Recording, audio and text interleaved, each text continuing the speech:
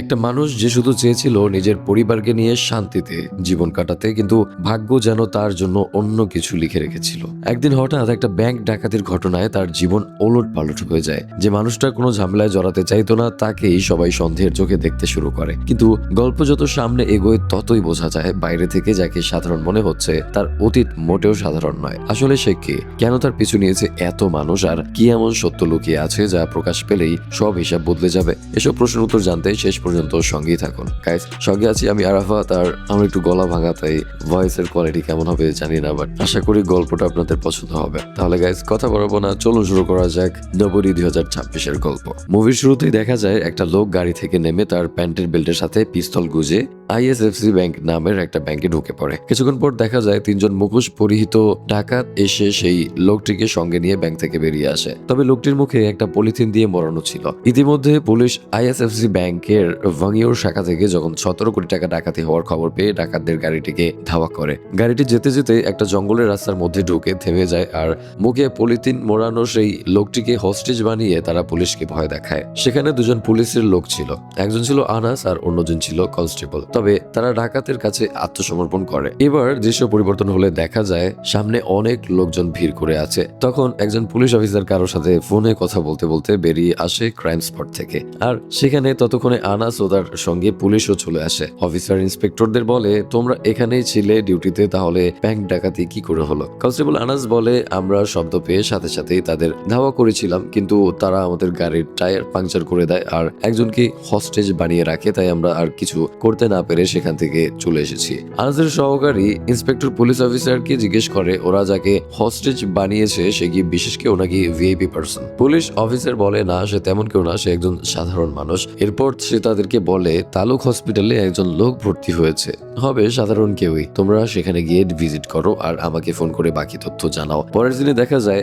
গুন্ডাগুলো গাড়ি নিয়ে সেই জায়গায় দাঁড় করায়। দ্রুত তাদের পোশাক পরিবর্তন করে অন্য গাড়িতে উঠে পড়ে, আর যে গাড়িতে করে তারা এসেছিল সেটাকে জ্বালিয়ে দেয়। যে লোকটিকে তারা তুলে নিয়ে এসেছে তাকে মুখ ঢেকে হাত পা বেঁধে মাঝ রাস্তায় ছেড়ে দেয় আর বলে, এবার গাড়ির নিচে পড়ে মরার জন্য তৈরি হয়ে যা। কিন্তু হাত পা মাথা বাঁধা থাকা অবস্থার পরেও লোকটার সাথে গুন্ডাটা পেরে ওঠে না। সে তাদেরকে মেরে এক প্রকার নাস্তানাবুদ করে ফেলে। তখন দেরি হয়ে যাচ্ছে দেখে আরেকজন গাড়ি থেকে নেমে এসে লোকটাকে নিয়ে যায়। ড্রাইভিং সিটে বসে থাকা লোকটা রেগে বলে, ধুর, তুমি ওখানে সময় দিচ্ছিলে কেন? এমনিতেই আমরা দেরি করে ফেলেছি, তুমি কোনো কাজেরই না। লোকটাকে বলে, শালার গায়ে অনেক শক্তি, হাত বাঁধা, তারপরও আমাকে মারছিল, ইচ্ছে তো করছিল ওকে ওখানেই মেরে ফেলে। অন্য একজন খেয়াল করে তার শার্টের সাথে লাগানো সেই লোগোটা নেই। তাদের আর বুঝতে বাকি থাকে না যে লোকটাকে তারা কবজা করে নিয়ে এসেছিল, তার সাথে ধস্তাধস্তি করার সময় সেই শার্ট থেকে লোগোটা খুলে গিয়েছে। আর এক মুহূর্ত দেরি না করে ডাকাতগুলো পিছনে ফিরে যায় লোগোটা লোকটার হাত থেকে নিয়ে আসতে। কিন্তু যখন তারা লোকটির কাছে গাড়ি নিয়ে যাচ্ছিল তখন সামনে থেকে দুটো বাস আর ট্রাক আসলে ট্রাকের সাথে ধাক্কা খেয়ে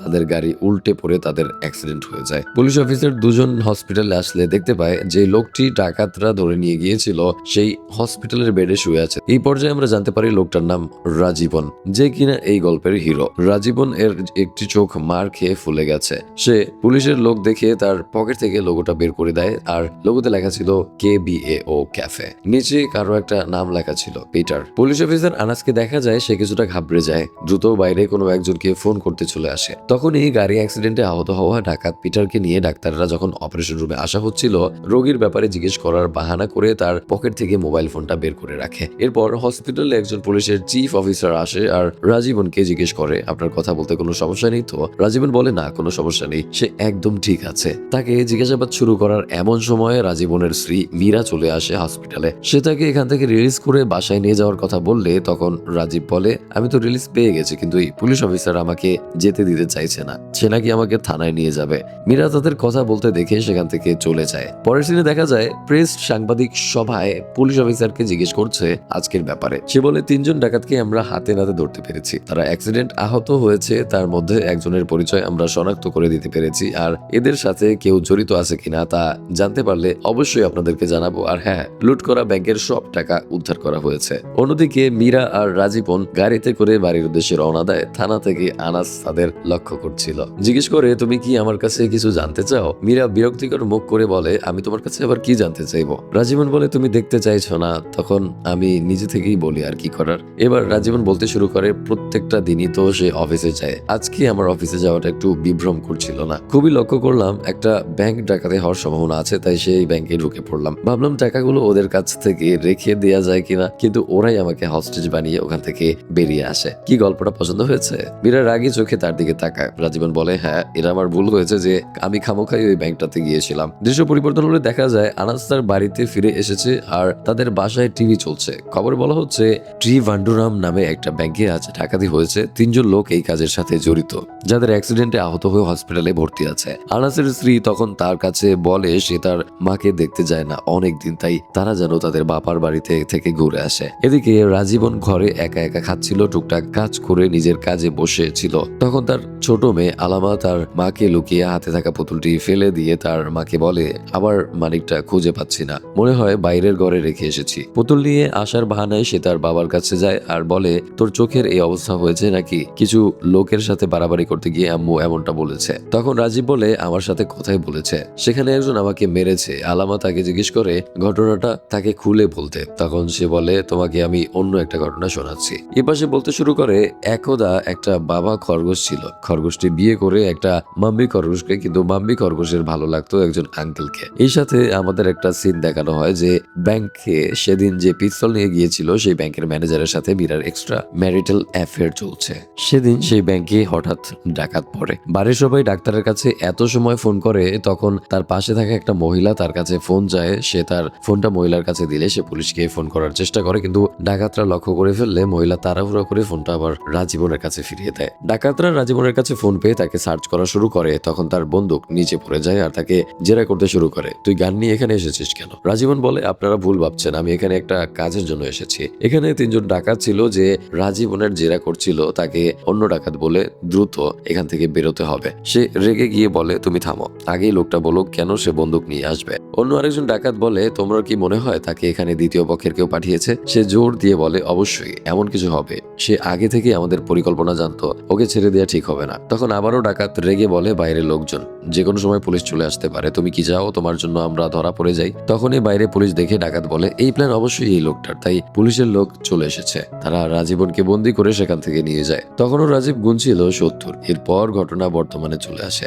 কাহিনী শুনতে শুনতে তামালা আর আমালা কোলে ঘুমিয়ে পড়ে। শোবার ঘরে গিয়ে সে আমালাকে শুইয়ে দেয়। মীরা তখনও ঘুমায়নি, সে জেগেই ছিল। পরের দিনে দেখা যায় প্রতিদিন সকালের মতো রাজীবন ঘুম থেকে উঠে অফিসের জন্য তৈরি হয় আর মেয়েরা রান্না করে বাচ্চাদের জন্য টিফিন রেডি করে। এরপর জিয়া আর আল্লামাকে ঘুম থেকে উঠিয়ে তাদেরকে স্কুলে যাওয়ার জন্য তৈরি করে অফিসে যাওয়ার সময় তাদের স্কুলে ছেড়ে দিয়ে আসবে এমনটাই কথা। তখনই দরজায় বেল বাজে। মীরা দরজা খুলে দেখতে পায় পুলিশ অফিসাররা এসেছে। বনকে বলে, আপনাকে একটু থানায় আসতে হবে। পরপর 2-3 দিন রাত দিনকে তারা থানায় এনে বসিয়ে রাখে। রাজীবন অফিসে যেতে পারে না। থানায় তাকে বেশ কিছু জিজ্ঞাসাবাদ করা হয় না, শুধু ঘন্টার পর ঘন্টা বসিয়ে রাখা হয়। অন্যদিকে খবরের কাগজে ছাপা হয়েছে ডাকাতি করে তারা যেখানে অ্যাক্সিডেন্ট হয়েছিল সেখানে আসার পথে কোথাও 7 কোটি টাকার মতো ফেলে দিয়েছে বা লুকিয়ে রেখেছে। পুরো দেশের লোকজন এখন সেই জায়গাগুলো তন্ন তন্ন করে খুঁজছে। বিভিন্ন জায়গায় লোকজনের ভিড় জমতে থাকে। পুরো শহরে হলুদ পালন করে সাধারণ জনগণ। একটা কালো তালাবদ্ধ সিন্দুক দেখে একদল লোক সেটাকে ভাঙতে আসে, তবে অন্য একদল লোক ছুটে এসে তাদের সরিয়ে দিয়ে ভাঙার চেষ্টা করে, তাই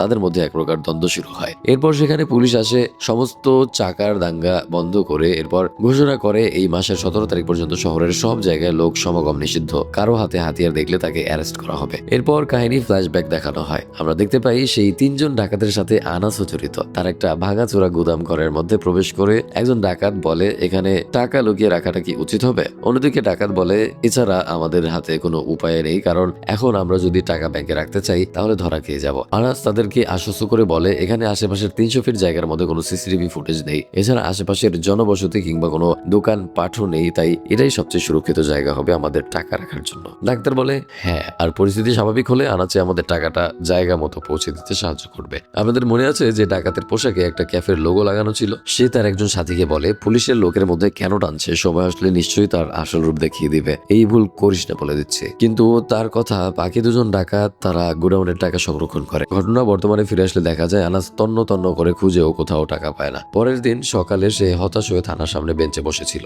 তার সামনে থেকেই রাজীবন যা ছিল সেটাকে থানায় আর জিজ্ঞেস করে, আমাকে চিনতে পেরেছেন স্যার? রাজীবন বলে, হ্যাঁ, সেদিন আপনাকে থানায় দেখেছিলাম। আমি আসলে স্যার আপনাকে সাহায্য করতে চাইছিলাম, কিন্তু নিজেই ফেসে গেছি। এখন আমি সাসপেনশনে আছি। রাজীব তাকে একটু এড়িয়ে চলে যেতে চাইলে সে তার পিছু পিছু হেঁটে যায় আর বলে, আমার পরিবারে আয়ের উৎস একমাত্র আমি, তাই আমি আমার বন্ধুর কাছে এসেছিলাম যে এখন এখানে চাকরি করে সে যদি আমাকে সাহায্য করতে পারতো। রাজীবন তাকে জিজ্ঞেস করে, তোমার কি টাকার প্রয়োজন? সে বলে তার টাকার প্রয়োজন, তবে সে অন্য কিছু ভাবছে। সে বলে, যদি আমি ডাকাতদের লুকিয়ে রাখা ক্যাশটা খুঁজে পেতাম তাহলে হয়তো আমার চাকরিটা ফিরে পেতাম। তার বন্ধু তার জন্য অপেক্ষা করছে, তাই সে চলে যায়। আসলে সে কিন্তু আড়ালে লুকিয়ে রাজীবনের উপর নজর রাখছিল। এতক্ষণ খেয়াল করে কিছুদিন ধরে বেশ কিছু মানুষজন তার উপর নজর রাখছে। রাশিফুল ব্যাপারটা ধরতে পারলেও এড়িয়ে যায়। একদিন সকালে সে চা খেতে টঙের দোকানে আসে, তখন কিছু মানুষজন একজোট হয়ে হারিয়ে যাওয়া টাকা নিয়ে সমালোচনা করছিল। তাদের মধ্যে একজন বলে, আমরা ভালো মনের মানুষ ভেবে খেয়ে নিতাম, কিন্তু সে কোনো সাধারণ মানুষ নয়। এখন তো বোঝা যাচ্ছে যে আসলে সে কত ভয়ঙ্কর। লোকজন ভাবছে ব্যাংক ডাকাতের 17 কোটি টাকা রাজীবনের কাছে আছে।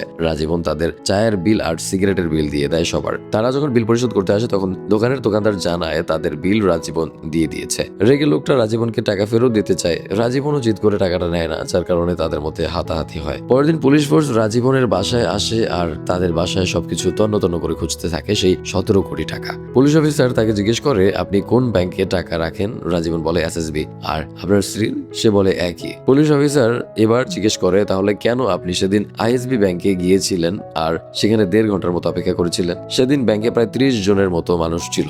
তাহলে সেখানে এত ধরনের মানুষ থাকা সত্ত্বেও তারা কেন তোমাকে হস্টেজ বানালো? আর সেদিন তুমি তোমার সাথে করে গান কেন নিয়ে গিয়েছিলে? আমি আরো কিছু বিষয় নিয়ে তোমার সাথে কথা বলতে চাই, কিন্তু কি লাভ যদি আমি একাই কথা বলে যাই, তুমি কোনো কথা না বলো? আমরা দেখতে পাই শুধু পুলিশ অফিসার আর এলাকার মানুষ নয়, বরং সেদিন সেই ব্যাংকের যারা উপস্থিত ছিল তারাও রাজীবনকে সন্দেহ করতে শুরু করেছে। তারাও ভাবে ডাকাত 3 জন যেহেতু তার সাথে কথা বলেছিল, তার মানে তাদের সাথে রাজীবনের কোনো না কোনো কানেকশন আছে। আর সেদিন সে অনেকক্ষণ আগে থেকেই এসে বসেছিল। যাই হোক, পুলিশ আর রিমান্ডে নিয়ে যায়। তার পরের দিন তার সাথে থানায় দেখা করতে মীরা আসে। ঘন্টার পর ঘন্টা সেখানে অপেক্ষা করেন, কিন্তু অফিসাররা তার সাথে রাজীবনের সাথে দেখা করার ব্যবস্থা করে দেয় না। এক পর্যায়ে মীরা অফিসে যায় আর সরাসরি বলে দেয় যে আসলে আমার একজনের সাথে অ্যাফেয়ার চলছে, যে ওই ব্যাংকের ম্যানেজার। থ্রেট দিতেই সেদিন আমার স্বামী কই ব্যাংকে গিয়েছিল। সে এই ব্যাপারটা আপনাদের কাছে বলতে চাইছিল না, যদি সে আগেই বলে দিত তাহলে আর তাকে এখানে থাকতে হতো না। তারপর সে একটা খাতায় সেই ব্যাংকের ম্যানেজারের সব ডিটেলস লিখে দেয়। তারপর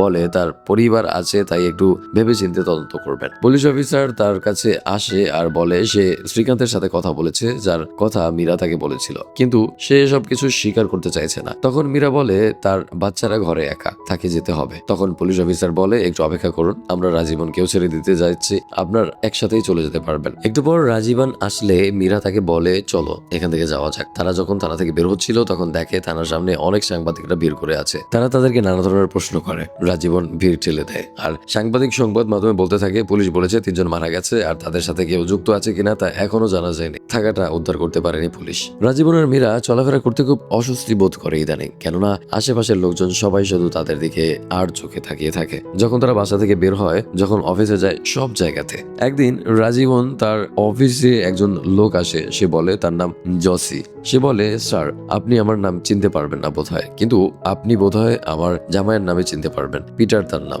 যে আপনার কাজ শেষ হলো, আপনি ওদেরকে মেরে দিলেন আর নিজের সব টাকা হাতিয়ে নিলেন। দেখুন, পিটারের স্ত্রী সন্তান আছে, তাহলে আপনার সাথে একটু ডিল করা যাক। আপনার কাছে যে টাকা আছে তার অর্ধেক আপনি আমাকে দিয়ে দিন। সে অনেক রেগে যায় আর লোকটাকে বলে, আমার কাছে যদি টাকা থাকতো তাহলে আমি কেন কষ্ট করে অফিসে কাজ করতে আসতাম? সবাই সন্দেহের ভিত্তিতে আমার জীবনের সব শান্তি মাটিতে মিশিয়ে দিয়েছে। চিৎকার চেঁচামেচি শুনে বস তাকে ডেকে নেয় আর বলে, তুমি তো এখানে কোনো কাজ করো না আর অন্যদেরকেও ডিস্টার্ব করো। অফিসার তাকে সাইন করে আজকে অর্ধদিনের ছুটি দিয়ে দেয়।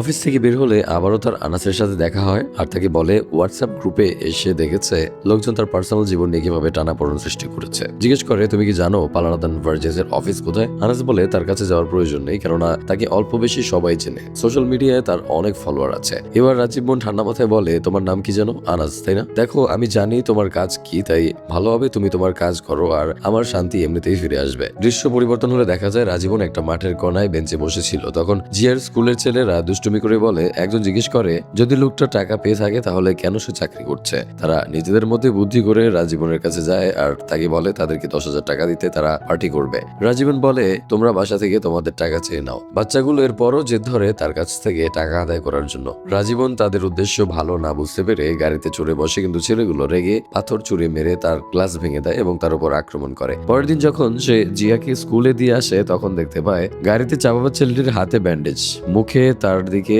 আর তার মেয়ের দিকে তাকিয়ে আছে। রাজীবনের মনে ভয় কাজ করে যদি ছেলেগুলো তার মেয়ের ক্ষতি করে, তাই সে এটিএম থেকে 10,000 টাকা উঠিয়ে ছেলেগুলোকে দিয়ে দেয়। ছেলেগুলো খুব খুশি হয়ে যায়। ছেলেগুলো যখন ক্রাম খেলছিল তখন তারা নিজেদের মধ্যে আলোচনা করে। একটা ছেলে বলে আমরা শুধু তার গাড়িতে গ্লাসে সামান্য ভাঙচুর করেছিলাম, তাতেই সে 10,000 টাকা দিয়ে দিল। আমি নিশ্চিত 17 কোটি টাকা সে পেয়েছে। রাজীবন আনাসের কথা ভাবে, কিছু একটা চিন্তা করে সে আনাসের কাছে দেখা করতে যায়। সে সিদ্ধান্ত নেয় তারা টাকাটা খোঁজার চেষ্টা করবে। রাজীবন চোখে কালো কাপড় বেঁধে যেদিনকার কথা চিন্তা করতে থাকে আর 100 থেকে উল্টা গোনা শুরু করে। সেদিনকার পথ অনুভব করে আনাসকে বলতে থাকে আর আনাস সেই অনুযায়ী সামনে আগাতে থাকে। তারা প্রতিমধ্যে 2 জায়গা থামে। রাজীবনের মাথাটা ঘুরে ওঠে। সে আনাসকে রাস্তায় ফেলে রেখে গাড়ি নিয়ে বাড়িতে চলে আসে। গিফট দেখে নেমে তারপর তার ফ্ল্যাটের সামনে কাজের বুয়াকে কাজ করতে দেখে। বুয়া রাজীবনকে দেখে ভয় পেয়ে যায়। সে তার হাতের মুচনি দিয়ে দরজায় আঘাত করে, এরপর দরজা না খুললে বালতি পানি ফেলে দেয়। অনেক লোক ঘর থেকে বেরিয়ে আসে। তাদের ঘর এর এমন ভাঙচুর অবস্থা দেখে রাজীবন তাদেরকে ধাওয়া করে লিফটের মধ্যে আটকে মারতে থাকে, কিন্তু পেছন থেকে মেয়েটি আবারও আক্রমণ করে। রাজীবন তাদের সাথে পেরে উঠছিল না। কোন রকম সামলে উঠে রাতে খাবারের লোকটাকে মাঝেই থাকে। কাজের বুয়া পেছন থেকে ওড়না পেঁচিয়ে ধরে। তার মুখে লিখতে অন্য আরেকজন লোক দাঁড়িয়ে ছিল, সেটাকে সাহায্য না করে উল্টো ভয় পেতে থাকে। এই ঘটনার পর মীরাকে বাড়ির মালিক সহ ফ্ল্যাটের সবাই বলে আপনারা এরকম ভাবে পরিবেশ নষ্ট করতে পারেন না, আমি কিন্তু তাহলে আপনাদের ওখান থেকে চলে যেতে বাধ্য করব। এবার মীরা মুখ খোলে আর বলে আমি সবসময় চুপ থাকি বলে কি মনে করেছেন আমি কথা বলতে পারি না? এটা আমার ঘর। এখানে এমন লোকজন সিকিউরিটির জন্য রেখেছে যারা কিনা নিজেরাই আমার ঘরে লুটপাট করার চেষ্টা করেছে। এখন আমাদের ঘরের যা যা ক্ষতি হয়েছে সবকিছু আপনি খরচ দিয়ে যাবেন, না হলে আমি আপনার নামে পুলিশ কমপ্লেন করব। মীরার এই কথায় লোকটি ভয় পেয়ে যায়। মীরা ঘরে ঢোকার সময় রাজীবনকে রুমে ডেকে নিয়ে যায়। এরপর বলে এরা পৃথিবীতে একমাত্র জায়গা যেখানে আমি আর আমার বাচ্চারা থাকি। এখানে যদি কেউ ভাঙচুর করে ঢুকে পড়ে তাহলে আমার কতটা আতঙ্কে থাকি সারাক্ষণ সেটা ভেবে দেখেন। আমি কতদিন ভয়ে চেক করেছি যে ঘরে কোথাও কেউ লুকিয়ে আছে কিনা জানেন। রাজীবন গাড়ি নিয়ে বাইরে বের হলে যে লোকগুলো ক্রাম খেলতে খেলতে সেদিন ভাবে একটা রাজীবনের সাথে সংঘর্ষ করিয়ে দেয়, এরপর ধাক্কা দেওয়ার জন্য দোষারোপ করে। তার কাছে 5 লক্ষ টাকা দাবি করে। রাজীবন ব্যাপারটা বুঝতে পেরে তাদেরকে বলে তার চেয়ে ভালো হয় না আমি লোকটাকে একটা নতুন ব্র্যান্ডের অটো কিনে দেই। তখন লোকগুলো তার সাথে তার কথায় বিরোধিতা করে আর বলে সেটা অটোওয়ালা ডিসাইড করবে, তুমি টাকা দিয়ে দাও। পরের সিনে দেখা যায় রাজীবন থানায় দাঁড়িয়ে আছে। কনস্টেবল এসপি কে বলে আজকে রাস্তায় লোকজনের সাথে মারপিট করে ঝামেলায় জড়িয়েছে, তাই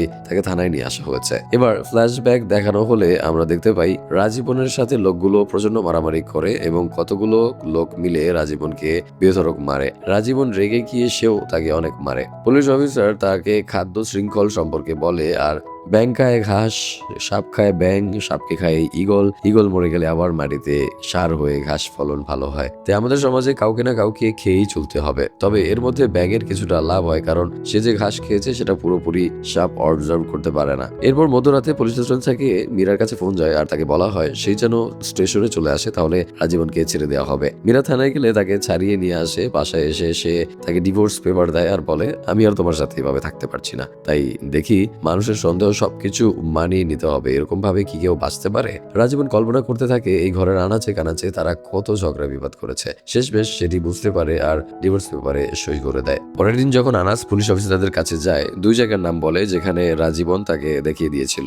সেই অনুযায়ী পুলিশ পলাশি পাড়া তারা এক জায়গায় একটা বক্স দেখতে পায় যেটা মাত্র 2 সপ্তাহ আগে খোলা হয়েছে। এটা কোনো সংস্থা খোলেনি, কেউ হয়তো টাকা হাতে নেওয়ার জন্য খুলেছে। পুলিশ সেটা ভাঙে আর কিছু পয়সা আর টাকা দেখতে পায়। তবে তাদের সন্দেহ হয় যে আগে থেকে হয়তো রাজীবন এখান থেকে টাকা সরিয়ে দিয়েছে। অন্যদিকে মীরা অফিস থেকে ফিরে এসে রুমে যায়। দেখতে পারে তার ছোট মেয়ে আল্লামা একটা ওড়না নিয়ে শাড়ি পরে আছে, পুতুলের হাতে টাকা খুঁজে দিচ্ছে। সারা জীবন জুড়ে শুধু টাকা আর টাকা। এত টাকা দিয়ে কি স্তব্ধ হয়ে যায়। জিজ্ঞেস করে মা এই টাকাগুলো কি আসল? তখনই বাসার কলিং বাজে। জক্যাব নামের একজন সিকিউরিটি গার্ড তার কাছে কোনো একটা বিল চাইতে আসছে। মুখের উপর দরজা লাগিয়ে দিলে খারাপ দেখায় দেখে মীরা দরজাটা কিছুটা ফাঁকা রেখে টাকা আনতে যায়। তখন আল্লামা লোকটিকে ডেকে তার ব্যাগ থেকে অনেকগুলো টাকা বের করে দিতে গেলে মীরা দ্রুত এসে তার হাত ধরে ফেলে আর বলে এগুলো নকল টাকা, ওর বাবা খেলার জন্য এনে দিয়েছে। বৃদ্ধা বলে হ্যাঁ আমি বুঝতে পেরেছি, আসল টাকা দিয়ে বাচ্চারা খেলতেই বা হবে কেন। এরপর রাজীবন বাসায় আসলে মীরা তাকে জেরা করা শুরু করে যে কেন সেই টাকাগুলো ঘরে নিয়ে এসেছে। রাজীবন বলে বিনা কারণে সবাই আমার সাথে কি ধরনের ব্যবহার করছিল তুমি দেখোনি।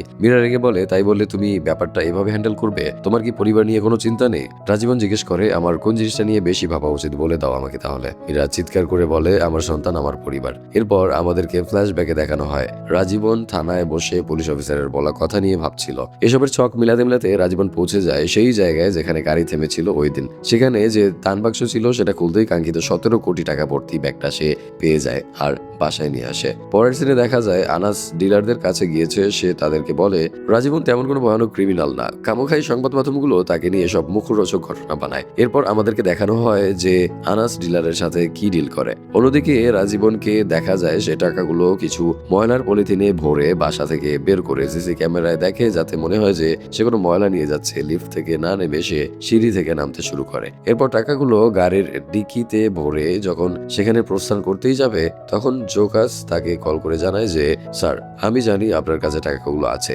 যেগুলো আপনি ব্যাংক থেকে চুরি করেছিলেন। রাজীবন বলে ওগুলো হোয়াটসঅ্যাপে ছড়ানো গুজব সব। সে বলে আমি নিজের চোখে দেখেছি স্যার, আমাকে টাকাগুলো থেকে কিছু টাকা দিলে আমি কাউকে বলবো না স্যার। রাজীবন কিছু একটা চিন্তা করে তাকে টাকা দিতে রাজি হয়ে যায়। সে অবাক হয়ে জিজ্ঞেস করে তার মানে সত্যি আপনার কাছে টাকাগুলো আছে? আর মীরা জিয়াকে বলছিল আজকে দুপুরে আমি তোমাদের স্কুল থেকে নিয়ে আসবো কোনো একটা বাহানা দিয়ে। আমি একটা ঘর দেখেছি, আমরা সেখানেই থাকবো, যদিও একটা রুম শুধু, তাই থাকতে হবে কষ্ট করে মানিয়ে নিব। তবে এই কথা যেন আমালা কিছুতেই জানতে না পারে। এরপর দৃশ্য পরিবর্তন হলে দেখা যায় রাজীবনদের ফ্ল্যাটের সামনে কিছু গুন্ডারা গাড়ি নিয়ে এসেছে। তারা তার গতিবিধি লক্ষ্য করার চেষ্টা করছিল। জ্যাকব রাজীবনের বাসায় এসে বেল দেয়। সে দরজা খুললে তাকে বলে স্যার বাড়ির সামনে কিছু লোকজন ঘোরাফেরা করছে, এরা আপনার খোঁজে এসেছে বলে আমার মনে হচ্ছে, সাবধানে থাকবেন।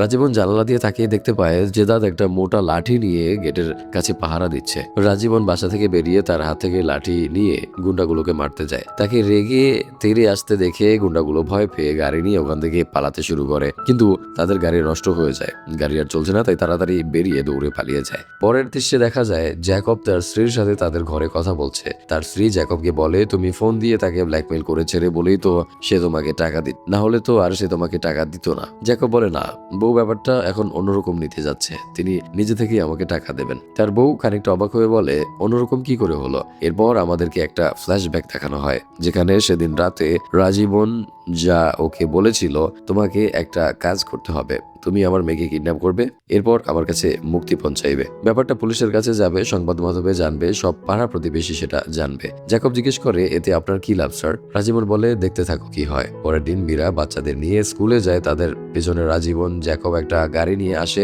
তারপর পেছনের নাম্বার প্লেট বদলে দেয়। অন্যদিকে বাচ্চাদের টিফিন ব্রেকের সময় হতেই মীরা অফিস থেকে চলে আসে। মীরার আসার আগে থেকে বাচ্চাদের উপর নজর ছিল জ্যাকব আর তার স্ত্রীর। পরিকল্পনার মতো তারা আমালাকে তুলে নিয়ে যাবে। এরপর দেখা যায় মীরা একটি স্কুলে দেরি করে পৌঁছায়, তাই বাচ্চাদের দেখতে পায় না। দারোয়ানকে জিজ্ঞেস করলে বলে ওরা কিছু খেতে গিয়েছে, হয়তো স্কুল আজকে তাড়াতাড়ি ছুটি দিয়ে দিয়েছে। তখনই মীরার ফোনে কল আসে ইন্সপেক্টরের কাছ থেকে। সে বলে আপনাকে এখনই বাড়িতে আসতে হবে। বাড়িতে এসে দেখতে পায় পুলিশের সামনে আলামা বসে আছে। জিজ্ঞেস করে রাজীবন কোথায়? মীরা তাদেরকে মিথ্যা বলে যে সে কোথায় তা আমি বলতে পারবো না, আমি ফোন দিয়েছিলাম ও তো ফোন ধরেনি। এরপর সে জিয়াকে খুঁজতে থাকে। যখন পুলিশ জানায় যে জিয়া কিডন্যাপ হয়ে গেছে, পুলিশ আমালাকে জিজ্ঞাসাবাদ করলে সে বলে হয়তো দিদিকে বাবার কোনো বন্ধু কিডন্যাপ করে নিয়ে গেছে। বাবা আমাকে কালকে রাতে বলেছিল কোনো একটা গেম খেলবে, কোনো একজন আঙ্কেল আমাকে নিয়ে গেলে আমি যেন তার সাথে চলে যাই, মনে হয় সেই আপুকে তুলে নিয়ে গেছে।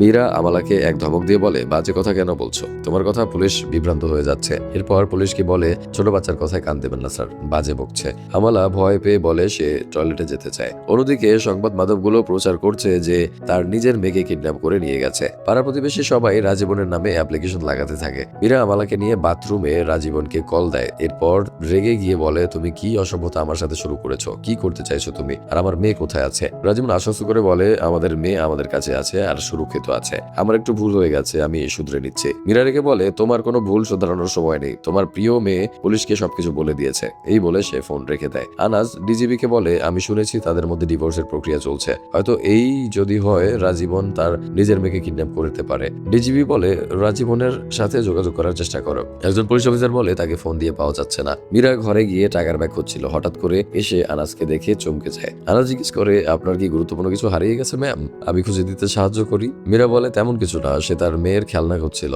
আনাস বলে, আমি তো ভেবেছিলাম কোনো স্বর্ণ বা ক্যাশ টাকা। মীরা তার কথা এড়িয়ে যায়। আনাস লোক সমাগম দেখে বাইরে থেকে তারপর যেতে ডিলারদের কল দেয় আর বলে, আমি নিশ্চিত টাকাগুলো এই ঘরেই আছে, আর সেই সম্পর্কে এদের পরিবারের সবাই জানে। হয়তো বাসায় নেই, সরিয়ে রেখেছে কোথাও, কিন্তু টাকাগুলো রাজীবন পেয়েছে নিশ্চয়ই। তাহলে আমাদের প্ল্যান মতো কি করতে হবে মনে আছে তো? দৃশ্য পরিবর্তন হলে দেখা যায় জ্যাকব বাচ্চাকে কিডন্যাপ করার আগেই আনাসের পাঠানো ডিলাররা জিয়াকে তুলে নিয়ে যায়। জ্যাকব সাথে সাথে এই ব্যাপারটা রাজীবনকে জানায় আর সেই গাড়ির পেছনে ধাওয়া করে। একটু পরে সে রাজীবনকে ফোন করে আর বলে, তোমার কাছে যে ক্যাশ টাকাগুলো আছে সেখান থেকে আমাদেরকে ভাগ দাও, তাহলে তোমার মেয়ে সন্ধ্যার মধ্যেই সহি সালামতে বাসায় পৌঁছে যাবে। অন্যদিকে যে লোককে বাড়ি থেকে টাকাগুলো সরিয়ে ফেলার জন্য বলেছে, রাজীবন সেটার কথা মতো কোনো এক ঘরের কিচেনের কভার থেকে টাকাগুলো বের করে ময়লা ট্রলিতে সরিয়ে নিচ্ছিল। হঠাৎ পুলিশ তাকে থামাতে বলে। এরপর তার ভ্যান চেক করে দেখে 2-3টা পলিথিনের ময়লা দেখে আর এত দুর্গন্ধ দেখে সে তাকে যেতে দেয়। জ্যাকব রাস্তার পাশে অপরিচিত একজনের গাড়ির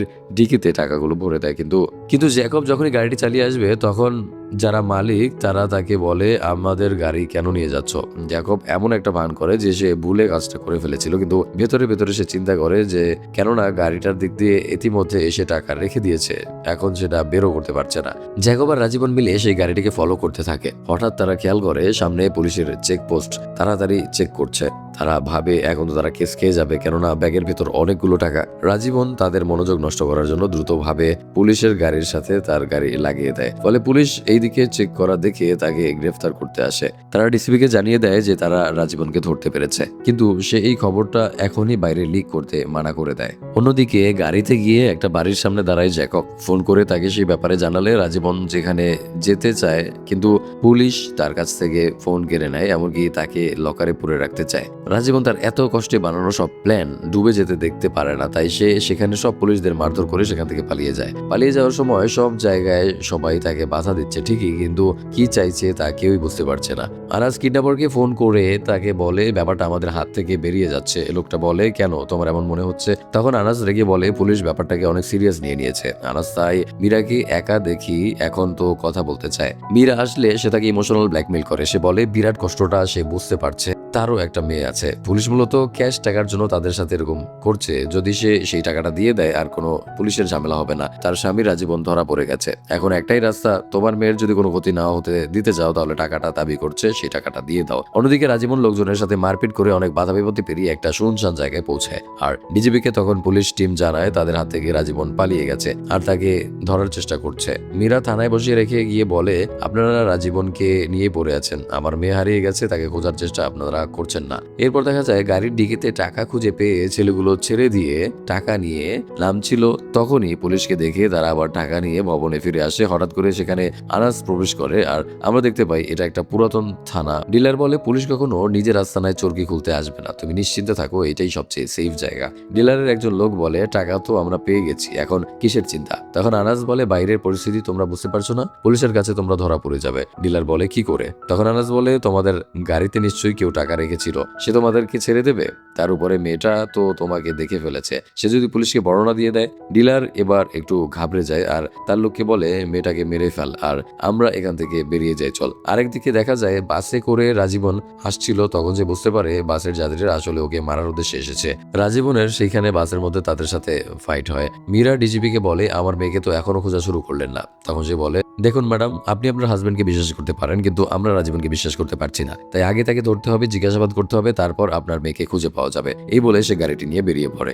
আর এবার যে অবাক করা ব্যাপারটা আমাদের সামনে আসে সেটা হয়তো আমরা কল্পনা করতে পারিনি। রাজীবনকে আবারও সেই ব্যাংকের সামনে দাঁড়িয়ে থাকতে দেখা যায়। সেদিন সে যেভাবে পিস্তলটাকে তার প্যান্টে গুজিয়ে নেয় এবং তারপর ব্যাংকে প্রবেশ করে, তাকে দেখে ব্যাংকে উপস্থিত লোকজন আতঙ্কিত হয়ে পড়ে, কিন্তু রাজীবন চুপচাপ বেঞ্চিতে বসে থাকে, সে কোনো ক্ষতি করে না। ব্যাংকের ম্যানেজারকে ডাকা হয়, সে রাজীবনকে দেখে কিছুটা ঘাবড়ে যায়। রাজীবনকে বন্দুক বের করে সেটা হাতের মধ্যে ঘোরাতে থাকে আর বলে, বুম। এরপরে অবিশ্বাস্য আর ধামাকা হয়, যাতে পুরো গল্পের মোড়ই ঘুরে যায়। মীরা রাস্তায় রাস্তায় গাড়ি থামিয়ে প্যাসেঞ্জারদেরকে জিয়ার ছবি দেখে জিজ্ঞেস করে তার মেয়েকে কেউ দেখেছে কিনা। তখন সংবাদ মাধ্যমগুলো খবর প্রচার করতে থাকে যে পুলিশ রাজীবনের পেছনে পড়ে আছে, অথচ একটা মেয়ের জীবন শঙ্কায় রয়েছে। তার মা হন্যে হয়ে তাকে খুঁজছে, সেদিকে পুলিশের কোনো খেয়ালই নেই। এমন প্রশাসনের দরকারই বাকি। ইতিমধ্যে রাজীবন ব্যাংকে অবস্থান করছে, সেই খবর লোকজনের মধ্যে ছড়িয়ে পড়েছে। খবর মাধ্যমগুলো জানাচ্ছে যে রাজীবন সে ব্যাংকে গিয়েছে, কিন্তু তার মধ্যে কোনো ক্ষতিকারক আচরণ দেখা যাচ্ছে না। সে কোনো চুরি ডাকাতিও করছে না। এতদিন ধরে পুলিশ খামোখা একটা সাধারণ মানুষের পিছনে ধাওয়া করে গেছে। যে মানুষজন আর প্রশাসন এতদিন ধরে রাজীবনের দিকে দোষের আঙুল উঠিয়ে গেছে, তারাই আজকে প্রশাসনের দোষ ধরতে শুরু করেছে।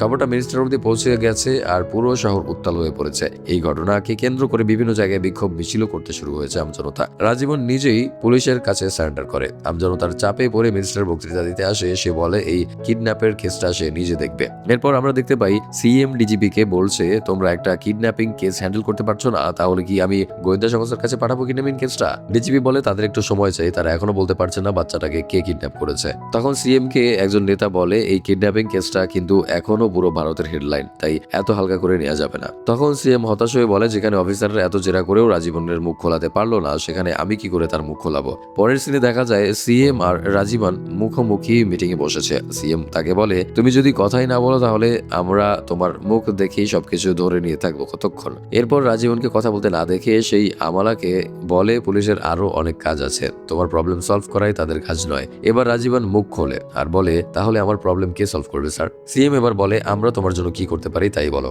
এই সমাজ আর আমরা সবাই তোমার সমস্যাগুলো এই মুহূর্তে দেখছি। তো তখন সে বলে, আপনারা আমার সমস্যা দেখবেন না, কেননা আমি সবার চোখে নোবডি। সিএম বলে, দেখো এতক্ষণ ধরে আমি তোমার সাথে কথা বলছি, অথচ একবার তোমার বাচ্চার কথা কি জিজ্ঞেস করেছি? কেননা আমি আগেই ট্র্যাকিং করে জানতে পেরেছি তুমি এখানে আসার আগে তোমার মেয়েকে সেফ প্লেসে রেখে এসেছো। এরপর আমাদেরকে ফ্ল্যাশব্যাকে দেখানো হয় আনাস তার লোকজন নিয়ে যেখানে ছিল। হঠাৎ করে দরজায় ঠকঠক আওয়াজ আসে। আনাস দেখে বাইরে একটা মহিলা দাঁড়িয়ে আছে। যখন সে দরজা খোলে রাজীবনকে দেখে চমকে যায় আর দরজা লাগিয়ে দেওয়ার চেষ্টা করে, কিন্তু রাজীবনের সাথে সে পেরে ওঠে না। ঘটনা বর্তমানে আসলে সিএম এর সাথে রাজীবনের একটা ডিল হয়। সে তার মেয়েকে কোথায় রেখেছে সেটা বলে দেয় আর বদলে সিএম ঘোষণা করে দেয় যে পুলিশ কোয়ার্টারে হারিয়ে যাওয়া মেয়ে জিয়াকে খুঁজে পাওয়া গেছে, তাকে এখন হসপিটালে পাঠানো হয়েছে। দুঃখজনক বিষয় হচ্ছে মেয়েটিকে যারা কিডন্যাপ করেছে সে পুলিশেরই লোক ছিল এবং তার সাথে জড়িত ছিল তার পরিবারের লোকজন। আর এতদিন রাজীবনকে খামোখা হয়রানি করা হয়েছে। সমাজের চোখেও সেই অনেক ছোট হয়েছে, কিন্তু মূলত সেই ব্যাংকের ডাকাতের সাথে কোনো সম্পর্কই ছিল না তার। থানা থেকে জিয়া আর মীরা আমাদের সহ পরিবারের সবাই ঘরে ফিরে আসতেই মীরা রাজীবনকে থাপ্পড় মারে আর রেগে বলে, আমার বাচ্চাদের নিয়ে এভাবে গেম খেলতে কে বলেছে তোমাকে? রাজীবন কিছু বলে না, শুধু ছোট্ট করে একটা সরি বলে। তখনই তাদের ঘরে কলিং বেল বেজে ওঠে। দরজা খুলে দেখতে পায় তাদের প্রতিবেশীরা তাদের জন্য খাবার নিয়ে এসেছে। একজন প্রতিবেশী বলে, তোমরা এমনিতেই অনেক দেরি করে এসেছো, এখন এত রাতে রান্না করতে পারবে না, এগুলোই খেয়ে নাও। অন্যদিকে জেকবকে দেখানো হয় সে একটা পুরনো ডায়েরি খুলে বসে ডায়েরির ভাঁজে তার মেয়ের হাস্যজ্জ্বল ছবি দেখে। এখানে আমরা দেখতে পারি যে জেকবের একটা মেয়ে ছিল, যেখানে পড়াশোনায় অনেক ভালো ছিল সেই মেয়েটা, কিন্তু হঠাৎ করে তার মরণ ব্যাধি হয় আর চিকিৎসার পেছনে টাকা ব্যয় করতে গিয়ে সে অনেক ঋণী হয়ে পড়ে। তাই এখন যে টাকা সে রাজীবনের কাছ থেকে এনেছে সেগুলো দিয়ে তার ঋণ পরিশোধ করে দেওয়ার পরিকল্পনা করে ডায়েরির পাতা খুলে কিছু হিসাব সে কেটে নেয় আর বলে, এবার আমি ঋণ থেকে মুক্ত হতে পারবো। এখন আপনার মনে প্রশ্ন জাগছে না টাকাগুলো কোথায় গেল? আমারও মনে জেগেছে, তবে চিন্তা নেই বন্ধুরা, শেষ দৃশ্যে আমরা এই প্রশ্নের উত্তরও পেয়ে যাব। মীরা আর রাজীবন তাদের রুমের দরজা আটকে বসে আছে। বাইরে থেকে জিয়া আর আলামা দরজায় কান পেতে বোঝার চেষ্টা করছে তারা কি রুমের মধ্যে ঝগড়া করছে কিনা। আসলে তারা মিয়া বিবি দুজনে মিলে চা খাচ্ছিল আর তাদের সামনে 3 বস্তা টাকা রাখা ছিল। আমালা জিয়াকে বলে, আম্মু বোধহয় বাবাকে বকা দিচ্ছে, টাকাগুলো ফেলে দেয়নি বলে। জিয়া বলে, বাকি তো টাকাগুলো কালকে ফেলে দিতে চেয়েছিল, সময় তো আর হয়ে উঠলো না। এরপর তারা দুই বোন গল্প করতে শুরু করে এই টাকাগুলো নিয়ে কতগুলো চকলেট কেনা যাবে সেই ব্যাপারে। আর এই সিনের মধ্যে দিয়ে মুভিটি এখানেই শেষ হয়। গাইজ, দেখা হচ্ছে পরবর্তী এক্সপ্লেনেশন। সে পর্যন্ত ভালো থাকুন। আল্লাহ হাফিজ।